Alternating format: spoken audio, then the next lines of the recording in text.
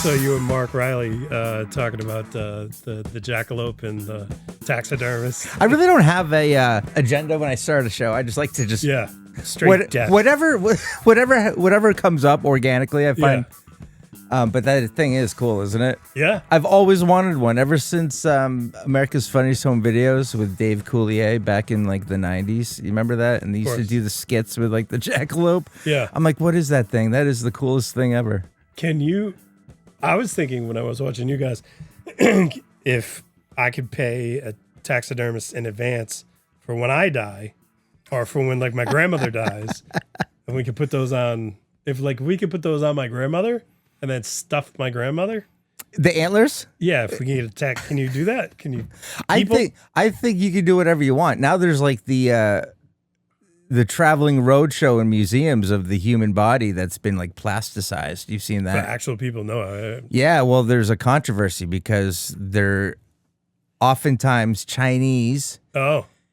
With criminal, like they were in prison. Like it just seems like maybe this person's will had no mention of plasticize me and put me on display at the New England Museum or whatever. You know, Plasticized museum. Yeah. It's weird. It's almost like one of those things we're going to look back on. We're going to look back on this and go, what the? You know, like people did some weird stuff back in the day. I don't know. But if you could taxidermy your grandmother, that'd be nice. Her old chair, instead of throwing the chair out. Just have her there. You just get her there. Well, then you were talking. And she's got antlers. Then we have to start talking about animatronics. Like, you know, let's wire her up too, you know? Yeah, like get a voice box. The Hall of Presidents in Disney. Yeah, I think if you are a president, you're signing up to be. Yeah. This is absurd. I don't think it would be her real voice. I think I would get like, it'd be like a black grandma or something. Hey, baby. Welcome home, baby. You know, be something like that. Coming to mama. Who is that? That's my grandmother. Yeah, it's my grandmother. She does not look good. Well, she's dead. That's my grandmama. Yeah. Do you know that they used to take pictures of the deceased dressed up before, you know, so they would like prop you up in a chair and then family would get their picture taken with them, like a family photo, whatever. Oh yeah, I've seen that. You've seen them on, and it's like one, like, and then I see this on Instagram and stuff. It's like, oh, and then, you know, what's wrong with this picture? And you look, and the person's eyes are just like, you're like, oh my God. I've seen that. That's amazing. I mean, the whole, like, I think the whole open casket, look at a body, say goodbye kind of thing is a lot. That should be enough. Yeah, it's more than enough because the person never looks. They look. It looks like a wax replica. They got so much makeup. I've seen a family photo with everybody around the casket, like their hands on the casket. Mm-hmm. But you can't see the body. Oh, but good. Just the casket and the family around the casket. Which I'm like, why would anybody? If there's one event that doesn't require a cameraman, it's probably the funeral and the wake. Yeah, the wakes are so awkward. So my wife thinks I'm kidding, but I'm not kidding. I want chips and salsa at my wake. You know, I want it before the casket and after the casket. Because before the casket, you're going to be like, is this chips and salsa? Well, I am hungry. You know, I want to see who's going to break the seal. Yeah. And then, like, I have a specific chip and a specific salsa. Well, you're not going to really see who goes first. Cause somebody's got it. Dead. But after the, you know, go through the receiving line, and there's chips and salsa again. Yeah. You know. Might be nice. Yeah. You won't know, though, because you're dead. I won't know. So it doesn't matter. I think you should put a twist to it and like they get the chips. Where's the salsa? You're holding it. in the casket. Yeah. Dude. There's like a buffet. Perfect. And then you know how like they have the door over like from the waist down? Take two, no more. Yeah, take two. It's there could be like you can make like the bottom half of the casket like a bar. There's a guy on the other side of it just offering drinks like, hey, what can I get you? No conversation. Okay. You need people deep in their thoughts. But so if we can taxidermy me, doesn't have to be jackalope style. Yeah. But just have me sitting up with the bowl of salsa instead of the casket. So you come, take two chips. Yep. You go through, then there I am. And like you can either eat the chips, it can be like church. Yeah. And then there's the salsa, a great salsa. a brand name salsa that I enjoy a lot. What do we do with your body afterward? You just put it in the garage. Yeah, I mean, things start. If this was a family Pile trend, stuff on top of me. I mean, 2 generations later, you got a garage full of relatives that are just doing nothing. I mean, they turn into like Halloween lawn decor. Oh my God! Actually, put me on the front lawn. Really? during Halloween. How'd that work out? It's fine. I'm dead, so it wouldn't matter. Yeah. I mean, my wife's not a lawn decoration type of person, but we have things that light up. So For Halloween? yeah. Oh, okay. Is that your? We can get some wiring in me. Eyeballs light up. Is this too deep? No, Is this too weird? no. It's great. Let's go deeper. I think you should put like a block of like dry ice in your mouth, just so it's Sure. like, Yes. maybe drill a hole from your ear to. Okay. Yeah. And, It comes and out your ears. candy in the Oh, and salsa bowl. Yeah. The same bowl Yes. Right. serves salsa at my wake. Yep. Now serves candy. Also, Yeah, I'm in. Before we Let's put do the it. dry ice in your mouth, we got to shove a glow stick down your throat first, just to Yeah. illuminate that. Yeah. Backlight it. Industrial Light and Magic, are you listening? Yeah. Hollywood. Can we incorporate this or what's the word? Trademark this right now? Yeah, this is our idea. Don't steal it. Salsa wakes, no dancing. I mean, actual. Have you ever been to an Irish wake? Mm-hmm. They're kind of fun. I've never been, Yeah. but I hear, it's like an Irish wake, and people literally are drinking and enjoying themselves, Yeah. right? Celebrating, if you will. It's a roast. Oh, can you hold that a little closer to your? It's yeah. a roast for dead people, basically. A roast. Yeah, it's just people insulting the deceased That's while they're drunk, and they're like, "All right, remember the time." Yeah, and it's never a great story. Like when great stories. Oh. yeah, But- I think. great stories, but not like when he finished first in his class at Harvard. No, it's more like that time when he freaking jumped off the thing and broke Yeah. his leg, right? Like Embarrassing stories. yeah. I couldn't tell this story when he was alive, but But now that he's not here, now that he's been hit by a bus, how does that work out with the older generation or the people, the immediate family? Is the mother of the 58-year-old son who passed, is she enjoying this? Does she need that comic relief as much, or is there a time and a place and she like, okay, I know it's going to get out of hand now, so I'm going to leave? I think the deceased has to be aged.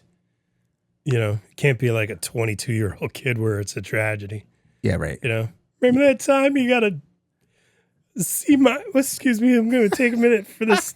It's got to be, the person's got to be old. The Irish wake that I went to, O'Neill, it was, he was older and he was like he hung out at bars and everybody had those stories. So, yeah. Check. Okay. I was just making sure the audio was. Yeah. Because you got a My good voice voice. is shot. You got a good voice. Is it good on here? Yeah. Oh, okay. Yeah, but I brought. I don't want to be like this either.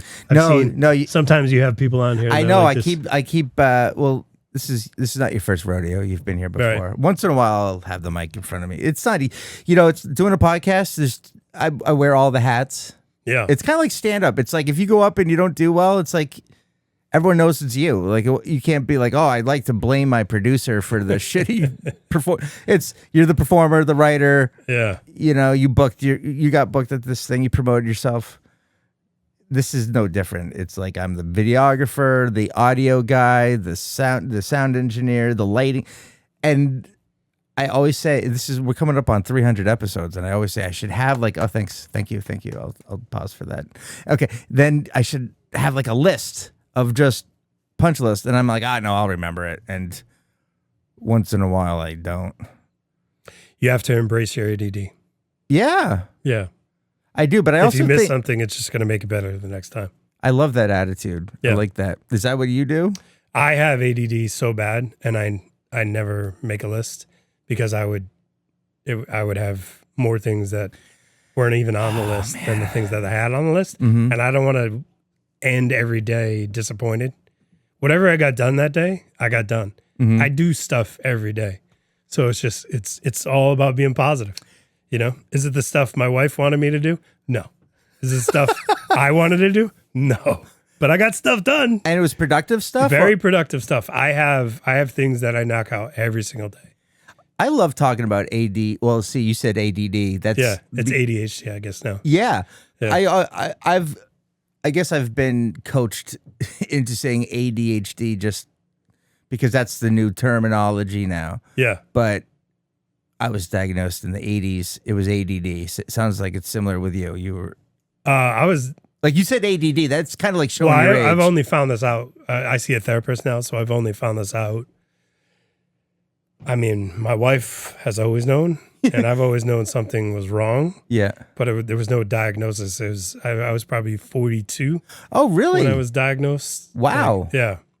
I've always known. So you I've went your had- whole childhood. Yeah, there was a different word for what, when I was a kid, I can't even say the word anymore. Nobody's allowed to use the word anymore. What does it start with? Starts with an R, him, he's, and there's a hard, he's, that kid's, Yeah. did. Actually, that word's coming back now.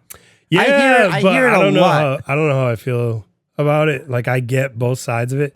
I think it's never intended to be used in the way people are offended by. Right. Yep. It's just when we grew up, that was, what do you, Yeah. yeah. Well, I do a bit about, I don't want to share I do this bit, I do that, but I just want to share with you that because I did have this diagnosis as well, which puts me in a different bucket. So you're familiar, but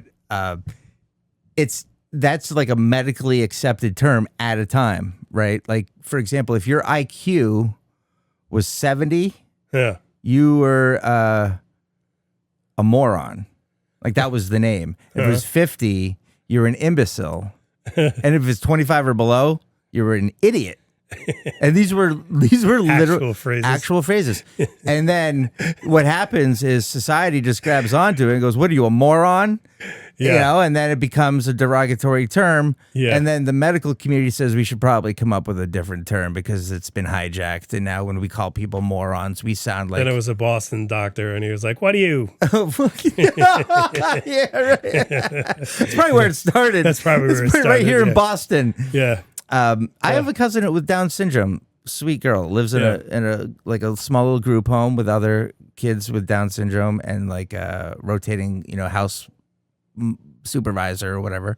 And they have jobs that they get driven to. Yeah. Like I volunteer for the Special Olympics. Oh, you do? Yeah, I love it. Dude, I wanted to, and it's they like the never got sweetest back kids. to me. Really? Yeah, I wanted to do it. I was like, oh, I'd love to help out, and they I got Very busy. Usually the directors. yeah. Yeah, this is tough. I reached There's out. always things going on. I was like, I would love because you see like a commercial or you see a clip or and it's just like these, like I need my faith in humanity restored. Yeah. And, like my cousin with Down syndrome she works at a Lego store. She's self-sufficient. She just can't drive. Yeah. And, take care of certain things. So she has assistance in that regard, but happiest person. That's the whole She'll point. tell me she loves me Yeah. in 8 times in 30 minutes. I'm like, Katie, I get it. Yes, I know you love me. Yeah. Change the subject. But the day is seeking out joy. Yeah. And satisfaction. That's how we should all be. And they see it in everything. Yeah. Like we could just be hanging out in a grocery store in line. Maybe it's a long line. Yeah. Yeah. We're losing our patience. We're getting frustrated. This guy stinks in front of us. Whatever. There's always, that's just the way I think, just finding the negative. And then they're just like blissfully, oh, you hear this? I love this song, or just chatting it up with the lady. I like your dress, like there's really. I don't good think you people. have to do the impression. Well, I wasn't. Well, I want. So for the audio version, I wanted to really paint the picture. Okay, PJ. I mean, it could have been a lot worse. But No, yeah. I was making a pleasant kid voice. I know. wasn't. Oh, okay. Yeah, okay. I wasn't. So what do you do with the Special Olympics? Just volunteer. You help the kids get through the events. Yeah. Guide them, repurpose them, Get them set up. whether they're involved or helping, because some of the kids help out too. So, Oh, nice. You just put Everyone in has a char- role. you put in charge of a small Your area value and- today is you're kind of the assistant coach. Or Yeah, something. it's a lot like coaching. You just Yep. it's chaos. Yeah. So just Gotcha. making sure you just getting as many things under control as you can, and then putting everybody in the right spot. So Nice, and that's Yeah. a fulfilling day. yeah, Anyway, we were talking about the ADHD element and stuff like that. I want to get back to your no lists policy. Yeah. But your wife has a list. My wife is, I mean, you've never seen anybody make so many She's a lists. teacher, right? She's a teacher. Okay, so she's got that mindset where she's organized, plan things out. Yes. Oh, she's probably really good with the calendar too. The calendar is a big part of our lives. It's a big part of our marital issues. Yeah, You know, because she's so good at it and I'm not. You know what? Like I have a show tonight up in Salisbury, Yeah. and it's not on the calendar. And So it doesn't exist. and she's going out to dinner tonight with friends, so it means there'll be no kids around, and they'll be like, well, dinner, and we're going to have that conversation, and it will come up. You didn't put it on the calendar. And I'm like, Yeah. I know. And it's like, how long have you known about this? So it'll be like 3 weeks. And she's like, okay. And it's just one of those things. But I'm going to offset Google it. Calendar. You shared calendar? Google and wall calendar in the So you kitchen. get 'em both. Yeah, double whammy. Oh, does it automatically populate the wall? No, I've seen those online. I think I might get one. Yeah, yeah. Do you have one? No, but I Oh. want one. Yeah, okay. Yeah, actually. But we have everything in the Google Calendar. Like the simplest things. You know, just if it's not in there, then we're not going to be able to survive. See, the thing with me is I look at the Google Calendar and I see like all these colors. She designated the colors. Yeah. I don't know what blue is. I don't know what orange is. I don't know what green. This all means it's like learning French. It's like learning, and then I get overwhelmed. I'm like, there's too much shit in there. I don't want to look at it. I have it. Yeah, show the camera. Yeah, I have the colors. And what's really freaking me out is you got overlap. Yeah. Oh, there's It's like, oh my God, you have more than one thing going on at once. It's my kids. It's my stuff. So that's flamingo color. So Yeah. that's anything comedy related. Okay. The maroon is task. Green is my daughter. So she's working right now. Then Yep. she's babysitting later. My wife is pink. She's away in Maine right now. Nice. My son is blue. So he's away too. So I like how, so you color, so you got a family of 4 as I do, and you have 4 colors. for each of the 4 of us. I like that. And then if I have different things, so if it's sports related, it's navy blue. Medical, it's radicchio. It's just Gotcha. It's just so I can look at it and then, Yeah. think less. I got you. Yeah. I got you. I need to, talking about ADHD, this flies This fly very this fly wants to irritating. be on your podcast. I want to kill it. I don't know how, if he's coming, like, has he been distracting you? No. Oh. No, but it's definitely been there. He's annoying. Yeah. We have It's a a big fly. one too. He is a big mother. It's eating well at the, at the Fink household. Yeah. Yeah. Put some food out for him. Yeah. Well, anyway, with the ADHD, the no lists thing, sometimes I'm like, I'm going to put a list together. And like, if I'm having a good day, I'm like banging that thing out. Yesterday, my wife, she had a list. I was adhering to it, Yeah. but doing what you do, like, well, here's another thing that should get done. Or do you ever work on something and then you have a thought in your head, oh, I should go do that. And then you just walk away. You literally like Every day. drop the jackhammer and just walk off the job site to go do the grocery shopping. And then you're like, oh, I'll get back. Like, Every day. But so I've twisted this around. Mm-hmm. Where does my interest, need to be placed? yep. If I get bored with something, why am I going to waste my time with that? I can go find something else that I wanted to do Mm-hmm. that I'd be more interested in. And we always joke, like if we have projects, Mm-hmm. I'll start the project. Like I like framing things. I like starting something. The finishing, is the hard part. Yep. But if you wait long enough, the satisfaction my wife gets when that project is finally finished. Yeah. You know what I mean? Okay. I like so it's this. almost orgasmic. That's Yeah. how I try to I don't intentionally hold off on doing things. It's when I'm in the mood to do certain things. Like I despise painting, hate it. Right. And so I'm painting right now. We're getting a room ready. And I can't do it. So, trying to do things other than paint Yep. all day long. So Painting's something that I like because you kind of go on autopilot. Before you know it, you're just like, mind's drifting off because you're just painting. Yeah. It's not, once you cut in, and you got to pay attention to what you're doing. But, Yeah. but if you know what you're doing, you just kind of get to let your mind wander. I did construction Mm-hmm. for a long time. And my uncle, who owned the company, was so hard to work for. He was a perfectionist with everything. Mm-hmm. And so when I first started, I was the peasant. I had to go you're the painter. Yeah. And it had to be perfect. So cutting lines, there was no taping back then. No. You had to cut the lines, follow the bead. So you had to be like so focused on it. So that's the only way I know how to paint now. Yeah. Okay. So you're good. Yeah. So my pros don't lines use tape. are tight. And if I go like a little bit high, I'll wipe it off and like restart it. And, Yeah. You know, there's no blotches. I just like, this is a great paint job. Yeah. In here. Like the lines are cut, just the detail. Thank you. Yeah. Yep, I did this. You did this? Nice. I used to paint. I used to paint in college in the Yeah. summers. Yeah. I go like ride my bike over to Paul Titus's house, and How's he doing? He's doing good, I guess. I don't know. I hope he's doing good. He's a great guy. Turns out he's dead. He's taxidermied. He's got horns. He's in the garage. Yeah. On a ladder. Like an action shot. You know, like when you see like the bobcat on the rock, it like He always loved painting with you, Rick. All right. anyway, Paul Titus. we'd pick up our gear, and then we go to the halfway house and pick up a bunch of like soon to be released inmates and go paint all summer long. And we had to ladder hop. Did you ever do the ladder hopping? Yeah. 20-foot ladder. You're 2/3 up the thing, Yeah. and you're scraping and priming, right? And we're all going to take our section, and then when we're ready, we hop on the ladder. I could never imagine trying to do that now, but it just seemed so natural back in the day. OSHA wouldn't allow it. No, ladder hopping. It sounds awesome. Yeah. It's crazy. It was a lot more flexible back then, too. Yeah. Yeah.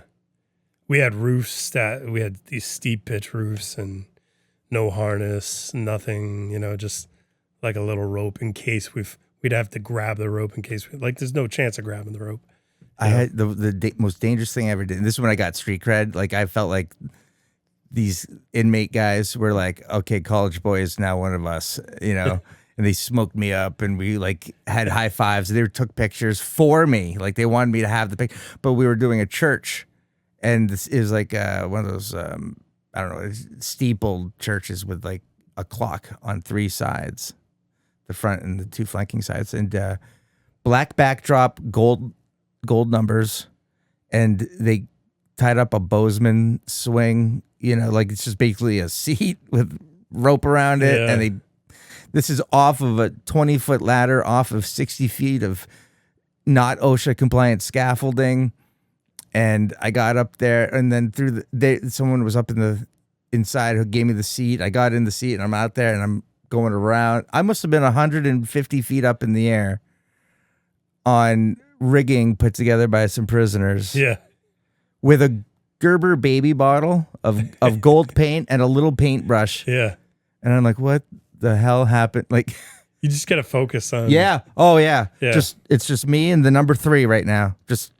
I was on a wooden ladder and it split. Yeah. And right before it split, somehow I could feel it because Uh-huh. I was staining. And all of a sudden I was like, and then oof, went down. I fell, I think it was like 22 feet. I dented the grass. I fell.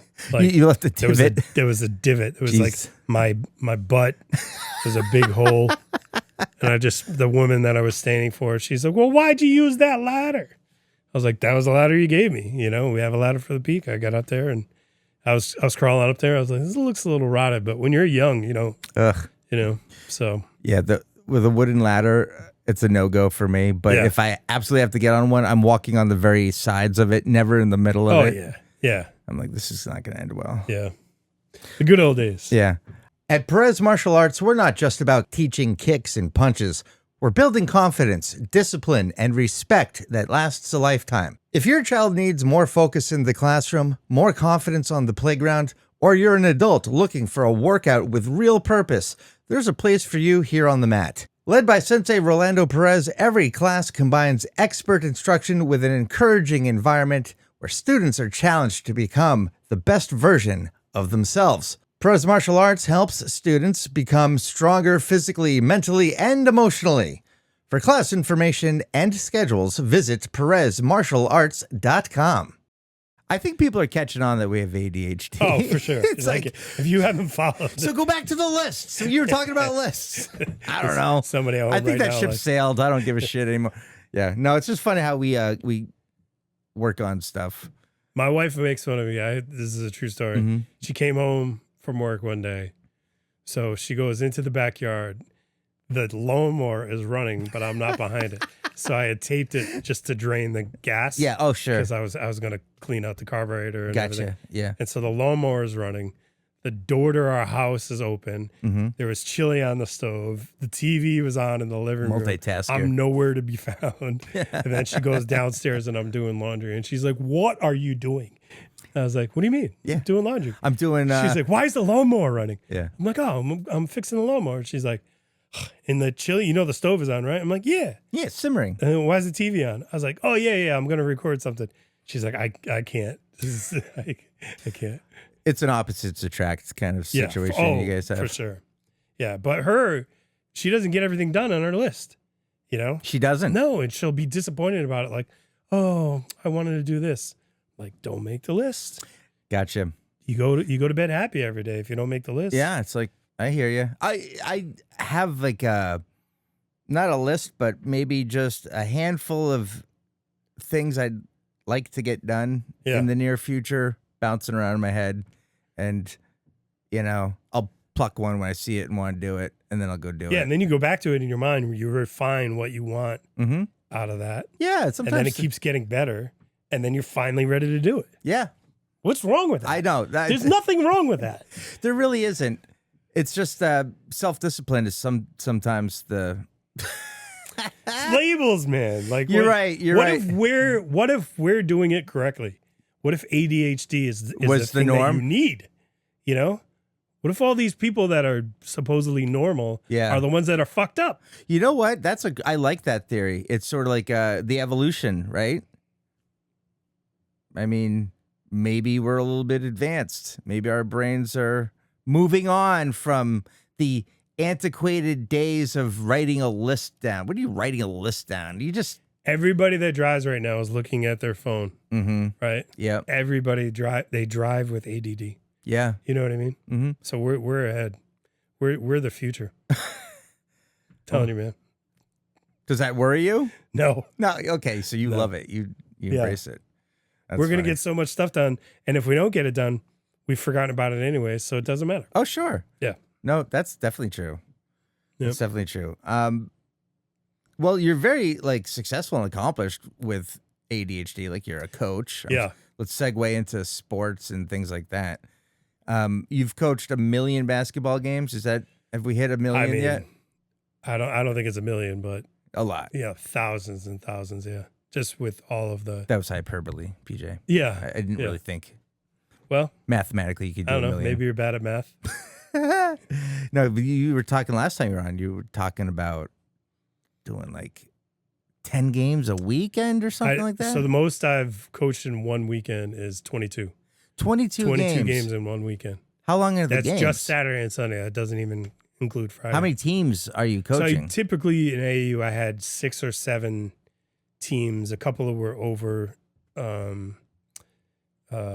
overstocked rosters, and we just rotate kids in each weekend. Yeah. So depending, if I had 5 teams playing, they'd all have 3 games, and then if you advance semifinals and championships, that's more games.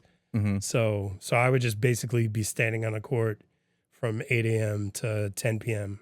on Saturday, come back at 8 a.m. the next morning, and then be there until 8 p.m. the next day. There are a few directors that I became friends with, different organizations. They're in the same boat, because once you have so many teams, you kind of have to be the one to take maybe the harder groups or the more talented groups. Is this weird thing. Like if you don't have the right coach for the right team, gotcha. You just would take the team instead.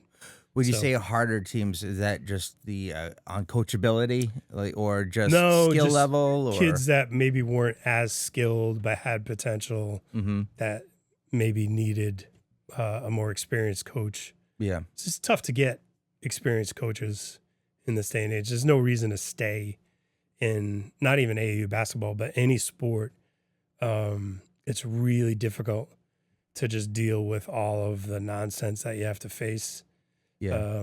On every level. So you think there's a burnout factor with coaching? 100%. Yeah. Do you think also there's something to do with the fact that parents of playing aged children tend to kind of go through the motions of youth sports with their kid in a coaching capacity, and then their kids go off to college and they sort of say, well, done with my, I know some coaches that like that, you know, that have coached because my kid's playing, and then, oh, we're done with this. So we're going to. Yeah, I think there's a difference between, like, I started coaching my kids, but I became a real coach.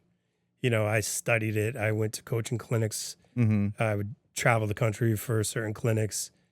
It became my profession. Mm-hmm.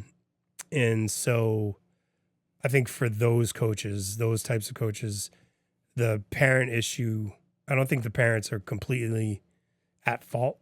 When people say, oh, the parents, I think the product sucks. Mm-hmm. So if I was a parent, I'd be frustrated too. Mm-hmm. I think the issue with the parents is when they come into youth sports, they're not looking at the right things.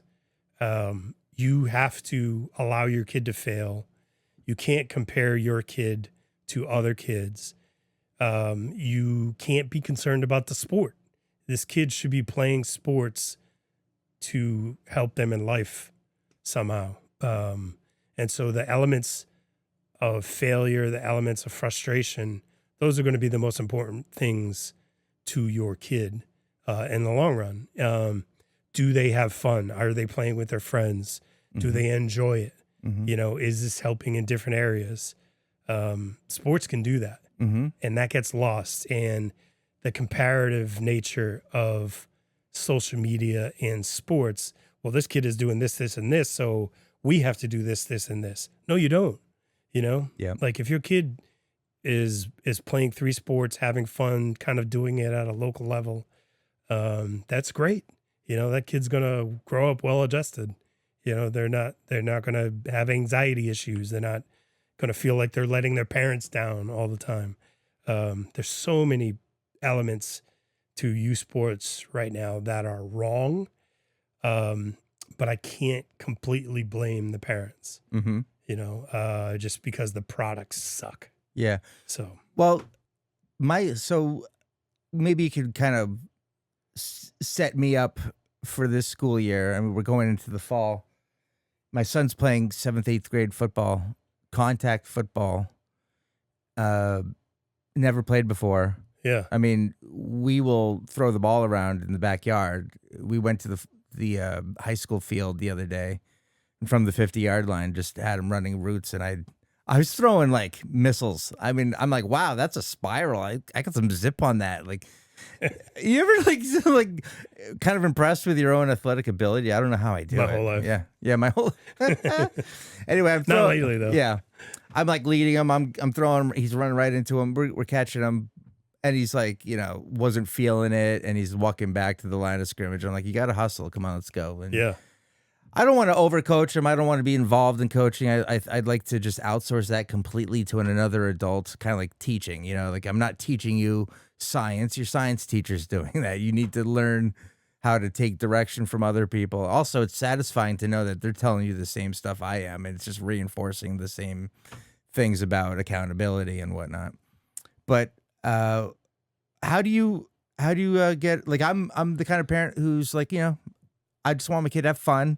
I want him to be safe, but I want effort. I want this kid to get out of sports that, like, you know, when you're like, oh, sports are great for accountability, for, you know, working as a team, a common goal. Like, that's what I want him to get out of it.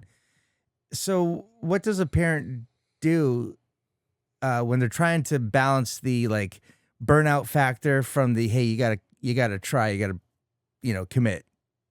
How do you work within that? So they've got to finish whatever the season is, whatever the sport is. Mm-hmm. But if the kid doesn't like it, don't force them to continue doing it. Yep.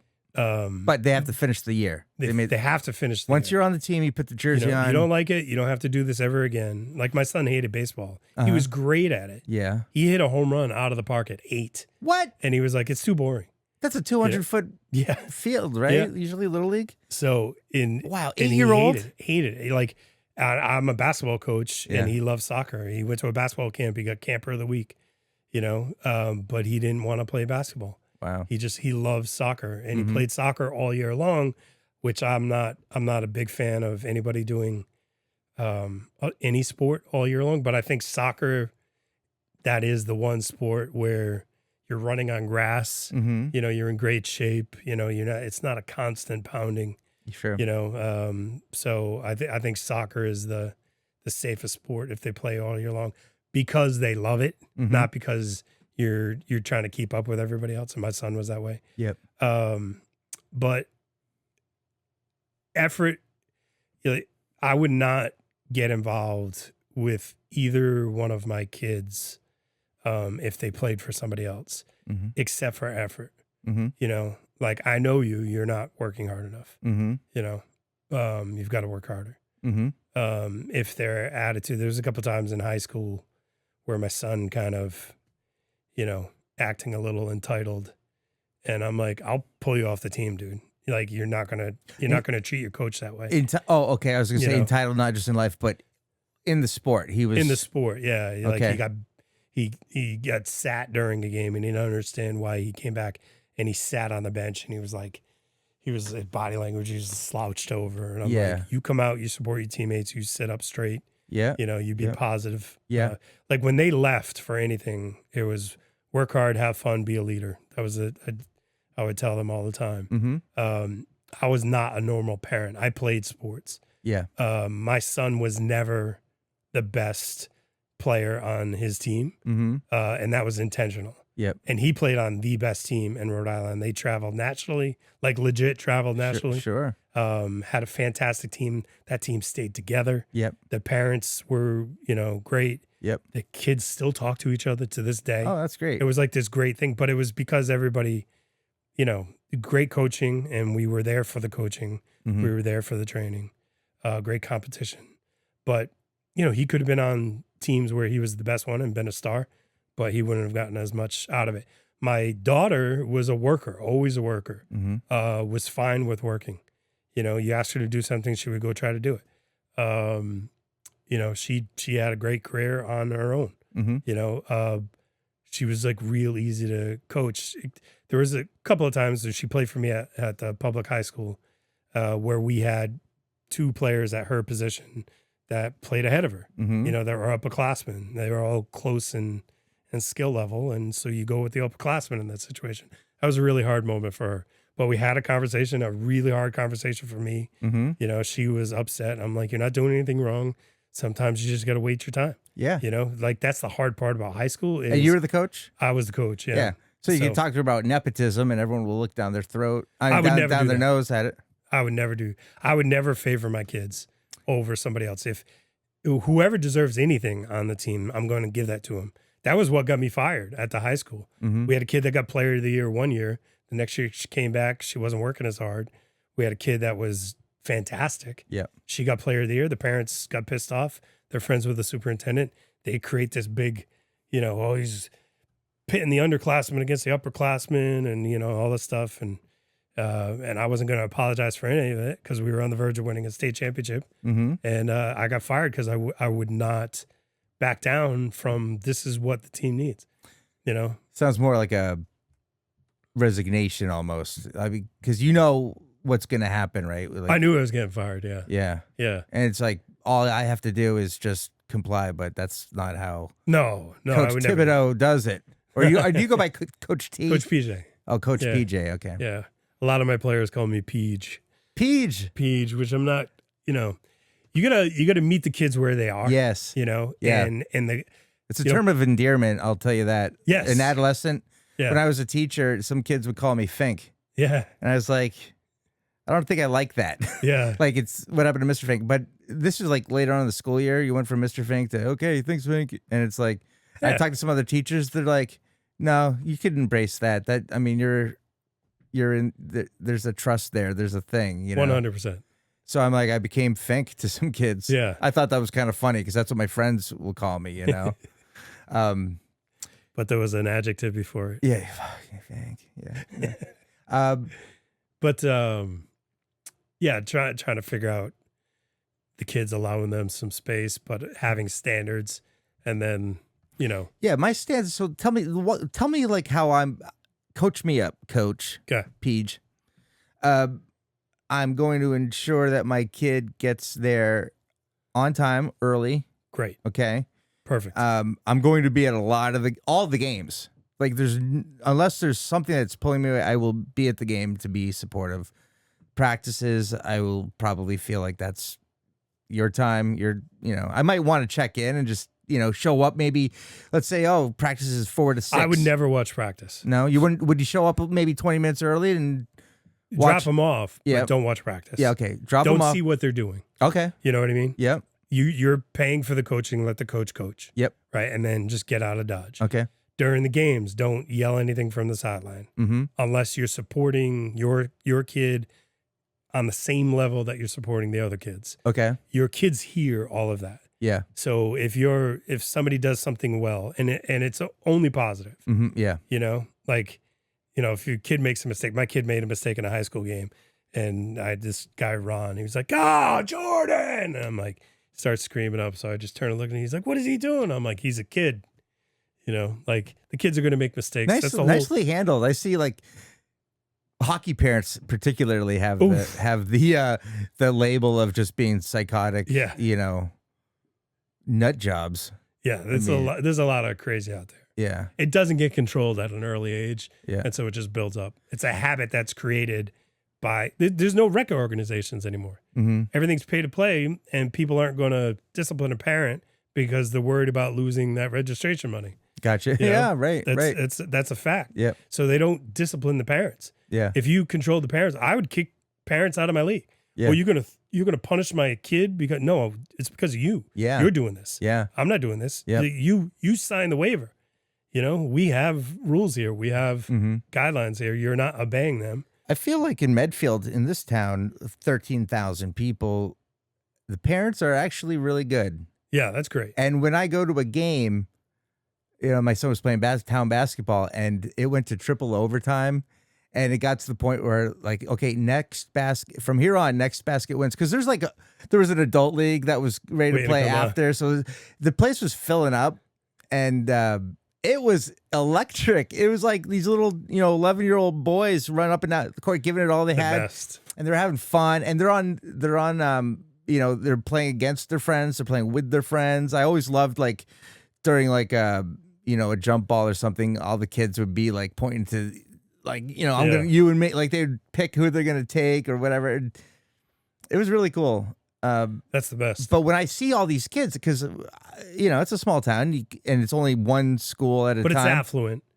Yeah. Right. And so the socioeconomics of that is you probably have a lot of parents that were former athletes. And former athletes, this is the reason to have your kids play sports. Athletes become successful businessmen, doctors, lawyers, because of the grind and the work. Podcasters, painters. Yeah. Because of the work, the things that you learn as an athlete in sport, specifically the failure, you become, an alpha. You become, somebody that's going to own their own business, somebody that's going to lead. And so most of the time, those parents, you never have to deal with those parents. No, it's we're all supported. When I see another kid drain a 3, yeah. My son's best friend Nolan hits a 3, 2 of them in a game. I'm like, yeah, I'm yelling out to Nolan. Dude, I'm that pumped is so for him. Contagious. Yeah, that's so important. If you can just cheer for all the kids. Yeah. If your kid is having a shitty game. Yeah. And then everybody else is doing well. Don't feel bad about your kid.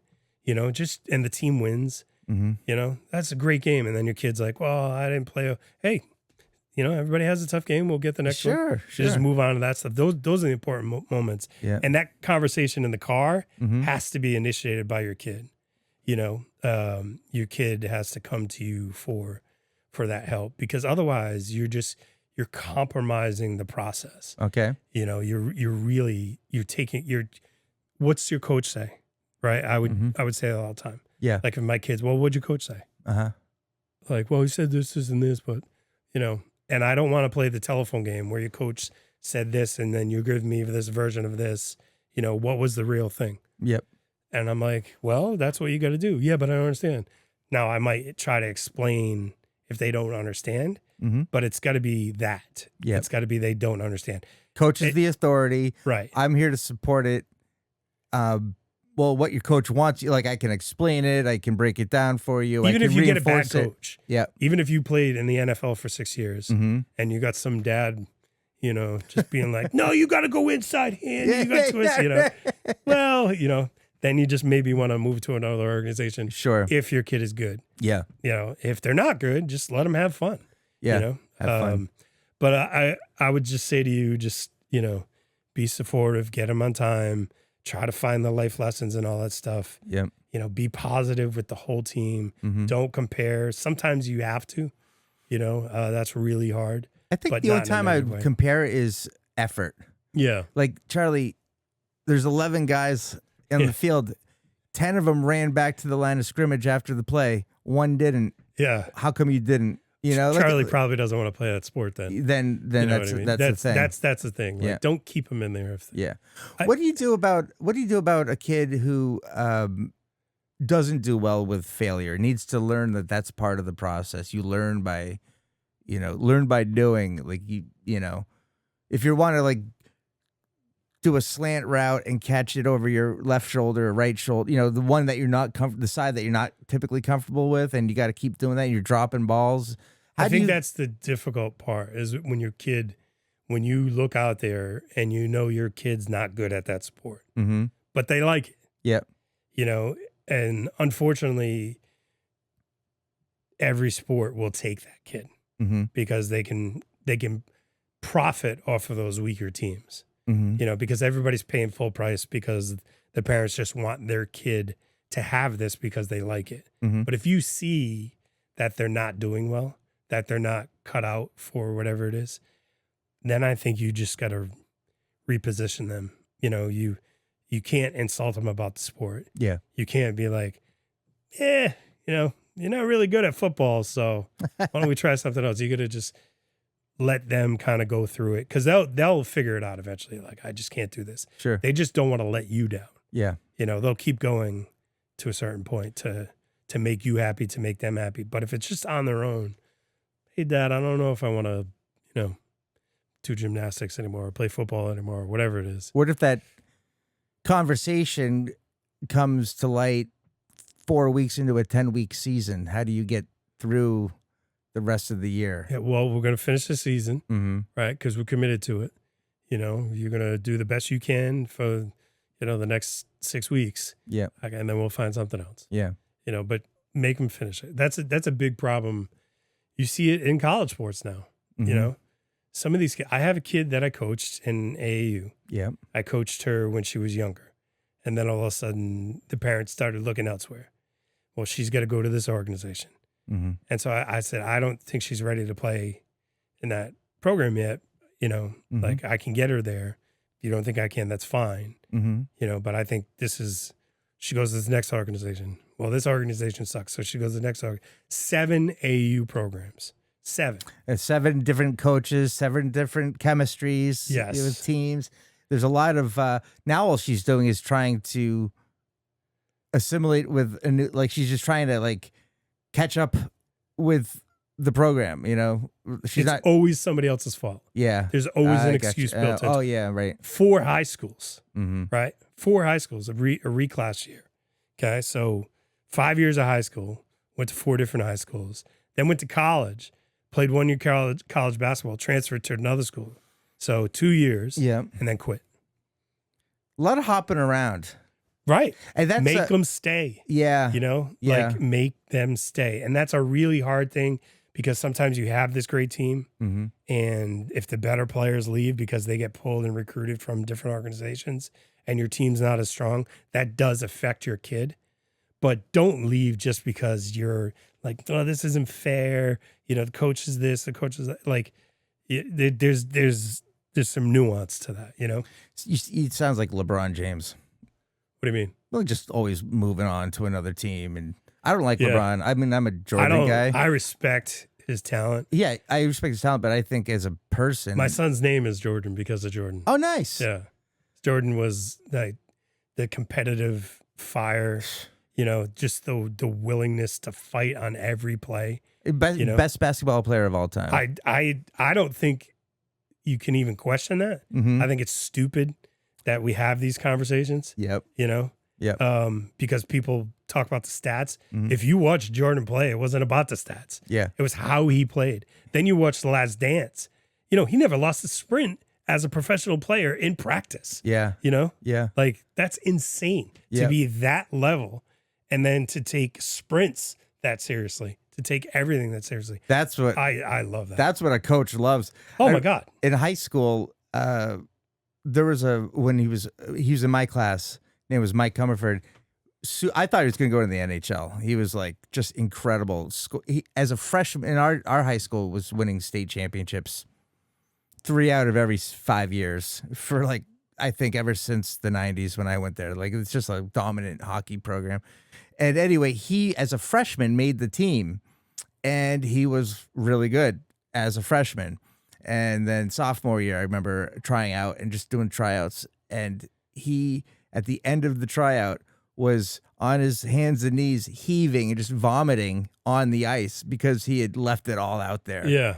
And I was like, this guy's fucking awesome. Like, just like that guy. I mean, he's a good player, but doesn't rest on his laurels. You know what I mean? Like, that's so. Did he play in college? Yeah, he played at college, and then became a state trooper, which is what he always wanted to do. Yeah. Oh, that's awesome. Yeah. That's what a great story. Yeah. Yeah. You know, because it's all about life. The percentages of pros is so small. I would just take it completely out of the it's an exception. It's a rare exception, right? We're getting life skills. Like that girl you were just talking about with all that. Think of it like a job hopper. Yeah. Like you're an employer and you're looking at a resume, and it's like, okay, you've worked, you're an accountant, and I see all these accounting firms. You've 6 of them in the last 9 years. Right. So, you know, like, are we climbing? Are we not satisfied? How long am I going to have you? Right. Because according to the math, maybe 17 months. Yeah. And we're looking for a longer term, right? Like that doesn't come just from the kid. There's no kid that's that miserable. Like, I don't want to play for this team anymore. I want to go somewhere else. Yeah. That's the parents being uncomfortable with the comparisons. That's the parents being miserable all the time. Really? You know? Yeah. You know, there are times where you got to pull your kid and you got to move him to a different organization. You know, I have a family and a kid I adore that I coached for a long time in AU. They moved. I got it. I understood. Sure. You know, it wasn't like the other kid. Yeah. And that they kind of let her struggle in that new situation, and it worked out. I mean, she's playing Division I college basketball. Very it's cool. A different type of thing. Yeah. You know, like if it's clear the kid has to go, as a coach, you should want that. You know, like, well, I've done my job. Now you got to go. Yeah. But some other kids, like, it's the parents never being satisfied with anything. And those are the worst people. I honestly do not get it. I just kind of like going to a field on a Saturday morning with my Starbucks in hand and my dog on a leash and watching a game. You're that guy. Yeah, I am. Yeah. You know, with my puffy vest. I'll give you a perfect example with my son. Yeah. My son plays for, I forget what they called it, but I think it was MLS Next. I don't know. He was on these different things. And so the process was going to be they were going to get professional coaches and there was going to be no coaching during the game. That the education and the skill training was going to come during practice. Okay. And they practiced 4 times a week. Yep. And then during the game, they had to go out there and think on their own. They had to, come to solutions with that problem. That's what the coach would yell all the time. So my son's coach was he was a coach from Stanford. He came from Stanford. Smart guy. Right? Yeah. To coach my son's team. I'm like, this is the best. Right? His parent meeting was like, if you think you know soccer, I don't care. We're not going to have that conversation. Awesome. You're signing up for this. Yep. You're not going to be a pain in the ass on the sideline. Yep. I don't want to talk to you about your son's development. Yep. You're signing up for that. Yep. We go to the games, right? And it is uncomfortable those first couple of games because these kids, as a parent, these 10-year-olds, I think they were 10. Yep. Have to figure things out on their own. And they're playing, top level kids throughout New England. Yep. And there's a parent screaming on the sideline, go here. Like, you got coaching. Yeah. the whole time. And so I finally snapped. I'm like, I go, are you serious right now? Yeah. And he's like, what? He's like, he's not even saying anything. I'm like, that's the point. I go, he coached at Stanford, Yeah. you know? And then where'd you coach? Where'd you play? Yeah. Just shut up. I started, and the whole place went quiet. Well, you're a big guy, so Yeah. you Well, he's a carry- big guy too, but Okay. I still like- my money's on you. I don't his hand's not been broken. Yeah. Yeah. That's a good bet, by the way. Yeah. Maybe not at 55, but back then for sure. Sure. But like, what are you doing? Yeah. Why would you pay? After the coach explain everything. what this is. Yeah. I mean, some people might need the reminder. So, it's, it just came out. It's like, impulsive. Yeah. But dial it back. Like, oh, sorry. Those are forgot, the parents that say we when they're talking about their kids' team. Oh. Like, well, we're going to, we're playing, we're doing this. I do that with pro sports. Oh, we lost. Pro sports is fine. You think I play for the Celtics, the Patriots, the Bruins? That's totally fine. Yeah. You should do that. I know. You're emotionally invested. We're going to the World Series. Yeah. We're going to the Super Bowl again. I can't wait. I worked hard all season, Yeah. 1 o'clock, sit in the couch, turn the TV on. It's That's not easy. completely fine. Yeah. Yeah. But not your kids' team. Sure. Sure. Yeah. Oh, we just lost Chelmsford. Yep. Well, that's Oh, another did you? good thing I hear about when parents in this town talk about their kids' sports. They don't do that. Yeah, that's So awesome. that's an observation that I'll keep an eye out for. But like my neighbor, they're going to Cooperstown this weekend for their kid. Not we're going. I mean, they're going as a family, but yeah, we're going for this kid's thing. That's Yeah. great. When the coach is there's still a coach on the bench though, right? Like you were saying, he's not saying anything. Yeah. So he's just doing you come on, he's managing the game only in terms of who's going to start, who's going to sub. Like, why are they on the bench anyway? Just curious. It was a very small bench intentionally. Everybody that was on that team played. Yeah. So there was really, and it was a lot of money. I forget what it was. It was so the whole team is on the field. There's no checking out. no. I mean, there was rotations. People played different positions. People were learning new positions, but they're kids. Yeah. You know what I mean? It was 10 or 11. So they might start off as a defender and wind up, as a goalie, or start off as a striker, wind up as a center back, whatever. Yeah. But everybody would play, for that kind of money. You wanted your kid to get out there, and they just put him in positions where they could think and succeed. And Nice. And sometimes you played tougher teams, and it was great. It was that organization that my son played for, Bayside FC. Huge shout out to John Mark and that whole program. The life lessons that my kid got from that, unmatched. So at the end of the day, sports with your kid as a parent, I should be reinforcing having fun and Get out of the way as much as possible. Yeah. Put Band-Aids on things when you need to. Yep. And just be positive. Don't put any extra pressure on your kid. What if I want to go throw the ball look for around? ways out. That's great. Let's go work on some stuff. No. No. Let's just go throw the football around. Now, if they say, "Hey, Dad, I need to go work on this," then you've got something, right? The kid has to put in that extra work. And by the way, if they're going to play in college or if they're going to play at a high level, practice isn't enough. You've got to do things outside of practice. Yeah. In our day, you were in the driveway, like ripping shots at that little net that you had duct taped together. Oh, totally. Exactly. You know what I mean? Yeah. Like I would, basketball, we had to ride our bike to different courts to play against old men, to try to get better. Yeah. And so kids have to have, like, if they come to you and say, "Dad, can we go work on this?" Then you've got something. Okay. But you don't have to, "Hey, he's not, I'm going to go teach him." You don't have to. What if I want to just play catch with my kid? That's different.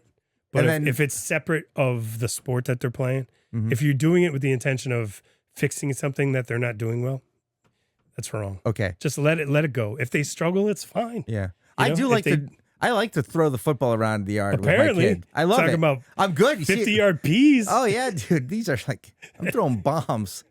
No, I'm throwing like 30 yards and like he's going out there and like when you catch one, it's Are you awesome. watching Quarterback on Netflix? No. Cam Ward, the Titans guy. I saw the one says with seed after every good pass he throws. He's like, seed. because he planted Throws seeds. Oh, Throws gotcha. seeds. That's his thing. Yeah. I watched the one with Burrow Oh yeah, a yeah. while back. That was good. That was great. Yeah. All right, so let's just wrap it up. Sports, basketball, that's your thing. We're in New England. Big trade in Boston, right? Yeah. Or giveaway, whatever you want to call it. What's your take on Jaylen Brown leaving Boston? I hate it. And now I did Riley's podcast. Yep. and Chirping Zebras. I said this before anybody else. I swear to God, you can go back. It is time stamped. Yep. But you just got your ass kicked by Philly. Mm-hmm. And then you trade him to Philly. Yeah. Right. And you make Philly a better team. Yep. There's no question. Sure. Right. Yeah. Like he is better than Paul George. Okay. Is at this moment. I don't think anyone would disagree Nobody with that. is going to disagree with that. Yep. I thought there had to be something more. Mm-hmm. You know, if you traded him for Giannis, I get it. Yeah. Right. Because Right. that's a piece you need. Sure. But that it felt like because they opened up that door, they're like, well, he knows we want to trade him now, so let's just get rid of him. That deal isn't good enough. Mm-hmm. The draft picks you're going to get from Philly aren't going to be good draft picks. Now, you may get somebody, and they've done very well in the draft, Mm-hmm. you know, picking late Yep. in those rounds. But to just give him away, which is what I felt they did, and I don't understand it at all. I hate the trade. And you made Philly so much better that LeBron came here. And I called that.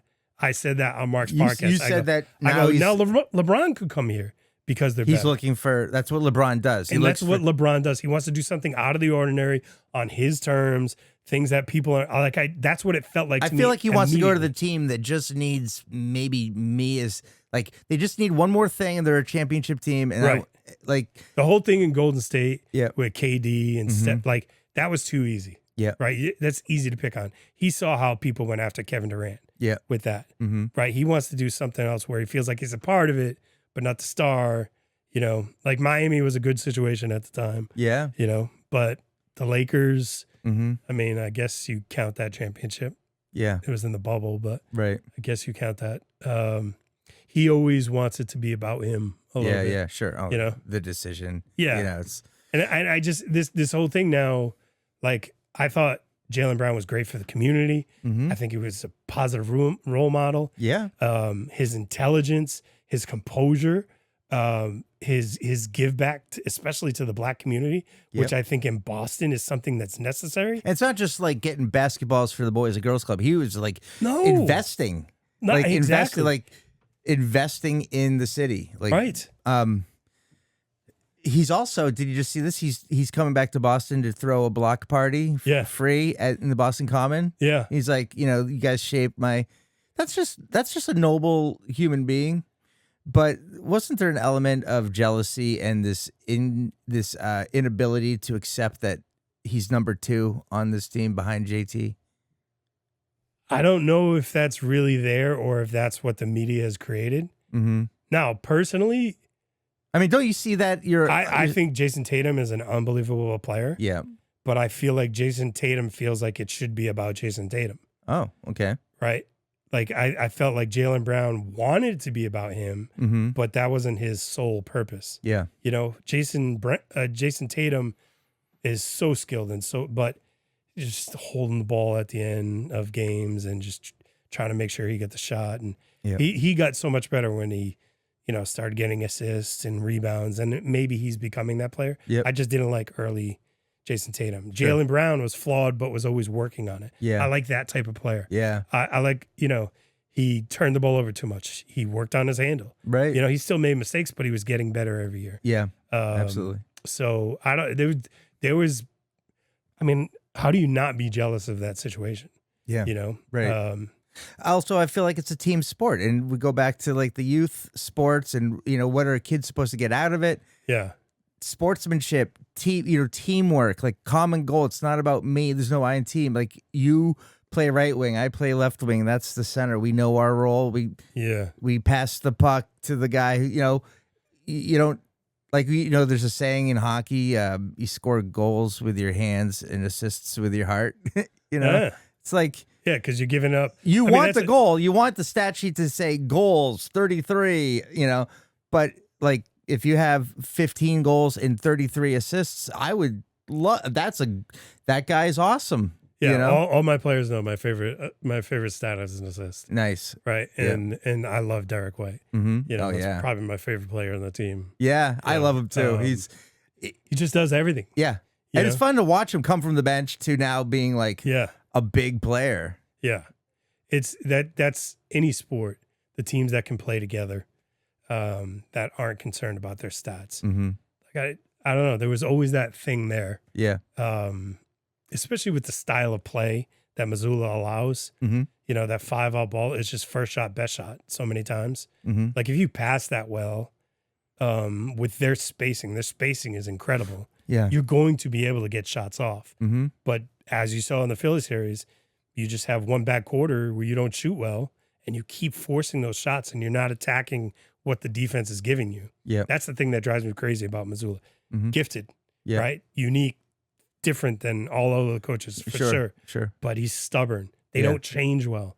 You Yeah, know? I've heard. They're not adjusting during the game. Yep. You know what I mean? I've got the plan. This is what we're doing. This is our style. stick We're just to the we're gonna plan. go with the numbers. Yep. You know, like if we shoot 40% for three, we're just gonna shoot more threes. Conversely, Just you know, reason why. I always watched, loved watching Patriots are losing at the end of the first or at the first half, right? It happens on occasion or something's going wrong. The game is going to be a different game in the second half. Like Yeah. that, there's something going on in these 20 minutes. Yeah. Data has been shared. It's been ingested and out came a plan. Yeah. It's not. Well, that's the best part of coaching, Yeah. right? There are coaches that I coach against Mm-hmm. where I know if I make an adjustment, if I do something, they're going to try to take that away. You know, so those are the games where it's the most fun, Yeah. where they're taking away something you do, Mm-hmm. right? And so you've got to figure out how you're going to attack what this is, and that's what coaches do. Like you got to build everything up to a certain level, but your involvement is there. Right. Okay. So I want to end the show with this question. It's a coaching question based off of Jaylen Brown going to Philly. I look at the Philly team. I like the guys on the Celtics. I like them, like as people. Like you said, you know, White and Tatum. I think like these are fun guys. They're good, solid teammates, right? Good people in the locker room. Then I look over at Philly and I go, that's a lot of ego. Yeah. That's 4 guys that are gonna want the ball. 5? You could just name They're them. starting 5: Embiid, Yep. James, Jaylen Brown. Who am I forgetting? The kid, the rookie out of the other two. Yeah. Yeah, the guards. Okay, but they're like Their starting 5 is ridiculous. all-star caliber, all of them. Oh yeah, yeah, all 5. And they're all gonna want like their stats are going to be. They're going to put it away for a year. They're going to put it away because they all want a championship. Edgecombe, VJ Edgecombe. Mhm. Who am I thinking? Maxey. So okay, Maxey. Yeah. Yeah. So Maxey you're not Edgecombe. concerned that these guys are going to be at some point. It's Not this December, year. and I am down on my Not this year. my points. No, not this year. Even LeBron. Yeah, even LeBron. He's like he came here for a championship, so he's going to be more focused than anybody. He took no money. You Yeah, know, I mean, the whole key is if Embiid is healthy. Mm-hmm. I mean, they make it to the finals for sure. San Antonio is so good. Oklahoma City is so good. You know, some of the other teams in the West have to pick back up a little bit. But if Embiid is healthy, they're in the finals. So you think that the coach? Because I just thought, I'd hate to be the coach of Philly with all Nick those. Nurse is loving it. Yeah. Oh my God, he's so happy right now. Are you kidding me? Because, my prediction is it's going to go off the rails. I mean, I'm not a basketball maybe guy in year like you. 2, not this year. Okay. I just don't see it this year. I think they'll be so focused this year on this one common goal. Mhm. Everybody is. Jaylen Brown is going to, you know, take things personally right now and say, I want my point. No, you know, I don't know. this- That's all he was doing in a year. Like, wasn't he like kind of? talking about the MVP. I No. thought that was media driven. If that's Oh no, I'm talking like just the underlying tonality of his interviews was like he wishes he was the number 1 guy, and he's kind of irritated that he's not, and now he's going to this other team, yeah, and he's like, you had trouble. Like, I'm just arguing. You know, I'm a casual Celtics fan. You had problems with being, abdicating the authority to just one guy. Now you've got to split it up with 3 or 4 other guys. It's just, I don't know. And then LeBron's LeBron. I think on that team, Embiid is the guy. Yeah. You know, Do the other guys know that? Does Jaylen Brown know that? Does LeBron know that? Yeah, Embiid is an MVP. Mm-hmm. He's a unicorn. He's a special player. Yeah. Brown knows that. Okay. They're for this year, they're gonna figure it out. They're gonna put their egos aside. They're gonna make it work. Now, if they go win it, you know, yep. And then people are in the air saying, you know, you were the reason they won it. Then it becomes a problem. Mm-hmm. But until you won it, none of that means anything. Yeah. You know, yeah. You have to win it first. Yeah. This looks great on paper. Yeah. You know, the Celtics look great on paper. Sure. But then you go play shitty defense and shoot 20% and you get knocked out by these same Sixers. Yeah. You know, like they're going to figure it out. I got it. Okay. All right. Well, I hope you're wrong. I hope I'm wrong too. I hope the 76ers crash and burn. But this is why I hate, like, you're making me talk about the Sixers. This is why I hate the trade. I hate the Sixers. The Sixers are the one team I hate. Yeah. Growing up, I was raised to hate the Sixers. Okay. You know? It's kind of like in hockey, it's the Montreal Canadiens. Yes. You hate the Canadiens. Like Julius Erving and like Darryl Dawkins and like just all Andrew Toney. Yeah. You know, like, and those games were great games, but I hated the 76ers and I've never liked them since. And now you just trade, you know, a guy I rooted for. Yeah. Was my favorite player of all time, but I root for Jaylen Brown, the person. Yes. You know, like I root for what he had to do. Yeah. It's not Jaylen Brown didn't put himself in that situation, by the way. Yeah. He's trying to handle it. Yeah. And I think when he's talking about, I would like to be the guy, I think he's just talking about in general. You know, I think he knows Tatum is better. Yeah. And he has to, you know, take the 2 role. Okay. I think he would just like to be the 1 role somewhere. Yeah. You know, yeah. But he's not that at Philly either. So, as a sports fan, Philly is my least favorite city. Yeah. They just suck as human beings. Yeah. Like, maybe they're nice at their 9-to-5 job. Maybe they're nice as a neighbor, you know, or the grocery store. But when it's game day, they instantly become fucking assholes, right? No question. It's like it's just a game. Like my son and I are going to go to Chicago to see the Pats play out there. Looking forward to it. I have no concerns with Chicago fans. Yeah. You know, I wouldn't take my kid to a Phillies game. It was bad enough when we went to the Yankees like a long time if ago. Your batteries at Santa Claus. Yeah, that's messed up. And then they said the one guy went from Philly's like, well, in our defense, he was a shitty Santa. Like he was not big, you know, like his beard was down, and they were like, he's a shitty Santa. Like, oh, like, okay, touche. They embrace that too. That's what makes it worse. Yeah. As they go to these games thinking they have to be that person. Yeah, like they're almost like they got to live up to this. Yeah. But I'm like, is that what you want to aspire to? It's if you're from Jason Kelce when they won the Super Bowl, and he's, you know, like making fun of like people making fun of us, and I'm like, ugh, gross. You guys. Yeah. This is a shitty city. Like Bill Burr ripping on them at that concert, you know. It's like you got a statue of a fictitious character. You guys haven't won a Stanley Cup since, you know. Yeah. Or you haven't won a Super Bowl since they wore leather helmets, but I mean that's changed. It's changed now. Yeah. Unfortunately. But yeah. I guess folk. I guess it comes from misery. Because it's Philly. It's not a great city. Yeah. Yeah. Anyway. Yeah. Let's talk about that some other time. Hopefully I'm wrong, but I don't. Yeah, I hope you're wrong. But it sounds like you're so right. It sounds like you know what you're talking about. So sports are a massive part of my life. Yeah. You know, my whole life. That's how I bonded with my father. Was sports. So it's just, you know, once you become older, you've seen it all before. Sure. You know, so I'm not going to get caught up in the hype, but I hate this trade. Yeah. You know, and I just think for 1 year it's going to be this way. Worst in your lifetime trade? Worst trade in my that's a good question. Is it this one? I think after the fact we'll have to look at it.